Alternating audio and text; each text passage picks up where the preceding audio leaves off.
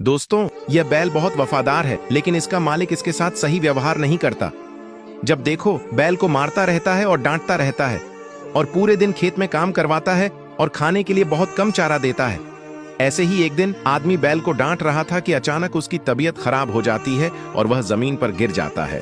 ये सब देखकर बैल घबराकर अपने मालिक को कंधे पर बैठाकर शहर के अस्पताल ले जाता है, जहां डॉक्टर आदमी को इंजेक्शन लगाते हैं। कुछ देर बाद आदमी ठीक हो जाता है और उसे अपनी गलती का एहसास होता है। ये क्या, आपने इस बैल के लिए अभी तक एक लाइक नहीं किया?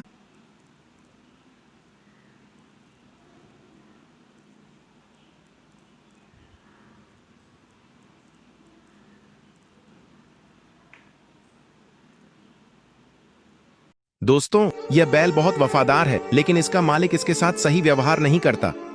जब देखो, बैल को मारता रहता है और डांटता रहता है और पूरे दिन खेत में काम करवाता है और खाने के लिए बहुत कम चारा देता है। ऐसे ही एक दिन आदमी बैल को डांट रहा था कि अचानक उसकी तबीयत खराब हो जाती है और वह जमीन पर गिर जाता है। ये सब देखकर बैल घबराकर अपने मालिक को कंधे पर बैठाकर शहर के अस्पताल ले जाता है, जहां डॉक्टर आदमी को इंजेक्शन लगाते हैं। कुछ देर बाद आदमी ठीक हो जाता है और उसे अपनी गलती का एहसास होता है। ये क्या, आपने इस बैल के लिए अभी तक एक लाइक नहीं किया? दोस्तों, यह बैल बहुत वफादार है, लेकिन इसका मालिक इसके साथ सही व्यवहार नहीं करता। जब देखो, बैल को मारता रहता है और डांटता रहता है और पूरे दिन खेत में काम करवाता है और खाने के लिए बहुत कम चारा देता है।